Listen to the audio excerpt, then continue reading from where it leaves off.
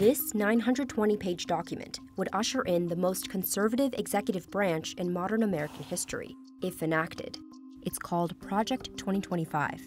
Its pages offer new administrations a blueprint for executing a right-wing agenda, from purging the government of thousands of civil servants to dismantling the Department of Education. We do have to initiate the largest mass deportation project in the history of this country. Former President Donald Trump has distanced himself from Project 2025, but Democrats aren't buying it. Project 2025 would roll back our fundamental freedoms, undermine our democracy, and gut checks and balances. Here's a closer look at the four main pillars of this radical plan and how they could transform the American government as we know it.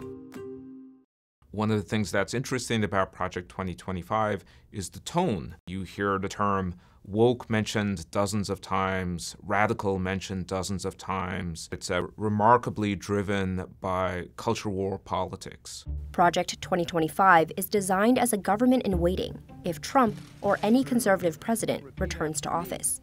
It's the brainchild of the Heritage Foundation, a conservative think tank and lobbying group that has helped staff Republican administrations since the Reagan era. We cover literally every public policy issue in Project 2025, from domestic policy to foreign policy. Kevin Roberts is the president of the Heritage Foundation and one of the driving forces behind the project. All Project 2025 is trying to do is to be a corrective to the liberal nonsense that has been so insidious inside the executive branch for the last half-century. The Heritage Foundation says Project 2025 is backed by more than 100 conservative organizations and a $22 million budget. So I think the size, scale, and sophistication of Project 2025 is unprecedented. The project has four main pillars: a policy plan, a personnel database, an online academy, and a playbook for the president's first 180 days in office. We can be ready to hit the ground running on day one of the next administration. The first pillar is a policy agenda that focuses on dismantling the so-called administrative state, or what some conservatives call the deep state.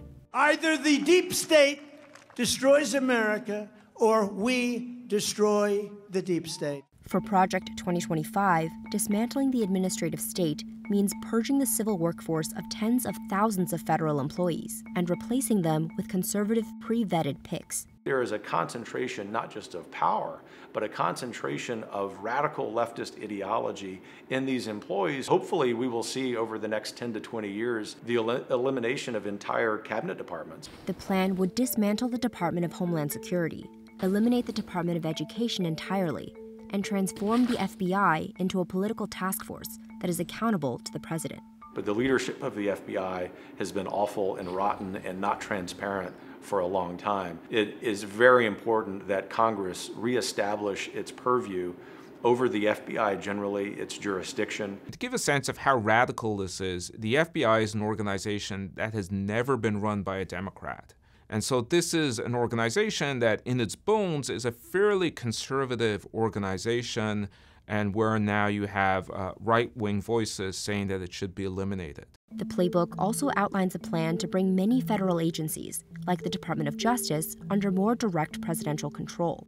What Project 2025 articulates is the idea that the president should be the one directing the activities of the Department of Justice, even if that means that the president will not be investigated, or that the DOJ will be sent to attack the president's political enemies. We will root out the communists, Marxists, fascists, and the radical left thugs that live like vermin within the confines of our country. The Heritage Foundation says it wants to ensure that what remains of this whittled-down federal bureaucracy is conservative, not just for the next president, but for a long time to come. Pillar 2, personnel database. The Heritage Foundation has already contracted the technology company Oracle to build this database, kind of like a conservative networking platform. We've recruited Americans all over the country, and so we've had well over 11,000 people who've applied to be considered by the next president and his administration. Trump really emphasizes loyalty, and you see those practices now being adopted by Project 2025, where you fill out a form that essentially indicates if you are loyal to President Trump or not. Once they're fully vetted, they can move on to Pillar 3, an online presidential administration academy that would train future bureaucrats in conservative values and governing. So we want these people who are competent, who have great credentials, to be prepared for the specific job that they will have. Project 2025 provides detailed policy plans for dozens of government agencies, outlining ways to create de facto abortion bans, slash federal investment in renewable energy, and roll back environmental regulations. Here, you can see several sections dedicated to consolidating U.S. immigration agencies and expanding their power. Number one, we have to close the border. We do have to initiate the largest mass deportation project in the history of this country. The 12 million people who've come in as illegal aliens must be sent back to their native countries. But how legally sound are these policy proposals, and what would they look like in practice? That's where Pillar 4 comes in, the playbook for the first 180 days of a conservative presidency. A big part of the plan is modeled off of a Trump-era policy called Schedule F. Schedule F is originally an executive order that Trump signed that would allow him to turn thousands of career civil servants into political appointees that he could then fire if they displeased him in any way, and then have to be more responsive to a president who in the past has shown a willingness to fire people for disloyalty rather than for competence. The Biden administration reversed this order in 2021, but Trump has vowed to bring it back if he is reelected. First, I will immediately reissue my 2020 executive order restoring the president's authority to remove rogue bureaucrats, and I will wield that power very aggressively. I think Schedule F is not just possible, but it's certainly an incredible priority of a second Trump administration. The problem with Schedule F is that there is no real limitation to the number of people who could be converted. Underpinning many of Project 2025's policy proposals is a legal principle called the unitary executive theory. It is based on a clause in the Constitution that says the executive power is vested in the president.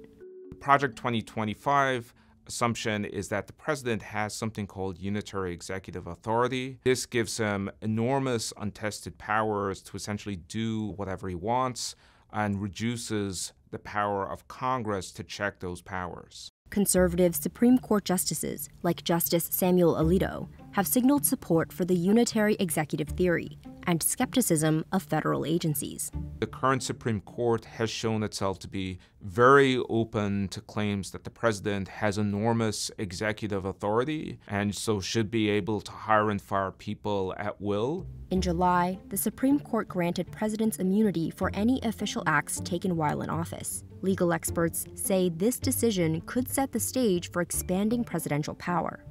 Trump would be looking at a Supreme Court that would be quite sympathetic to his claims that he has extraordinary executive powers, far more than previous presidents, and would allow him to do things that previous Supreme Courts would have checked with other presidents.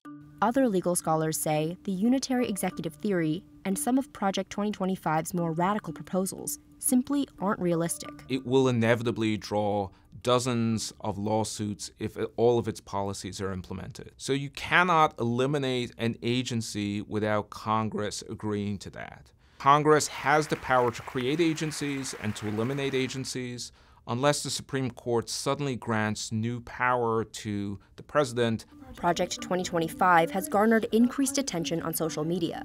Project 2025. Project 2025. Project 2025. As Democrats shine a spotlight on its sweeping proposals. Project 2025 will destroy America. Look it up. This agenda is a fascist, authoritarian dictator's dream. And we know that that is exactly who Donald Trump wants to be. Democratic Congressman Dan Goldman is part of the Stop Project 2025 task force. So what we are trying to do is make sure that every American who is going to go to the ballot box on November 5th knows exactly what they will get if Donald Trump wins. More recently, Trump made moves to distance himself from Project 2025.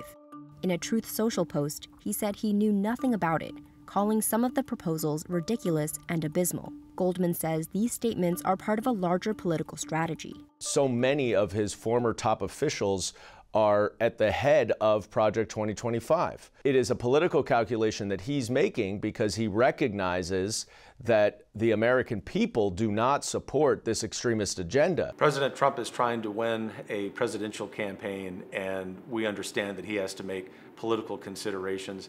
Given the millions of dollars that the left has spent attacking Project 2025 because they have nothing else to run on, I wasn't surprised to see President Trump's statement, nor are there any hard feelings. Back in 2022, Trump spoke to the Heritage Foundation and was direct about its role in crafting future policy.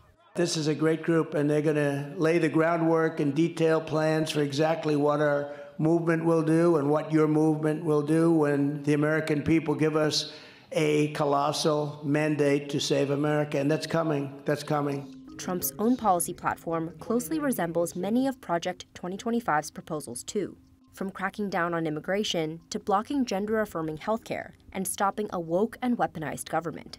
Given the persuasiveness of these ideas, the overlap that exists between Trump's stated priorities and the priorities of the project, that will all sort itself out. It really is the conservative playbook, not just for the next year or two, but hopefully for the next generation.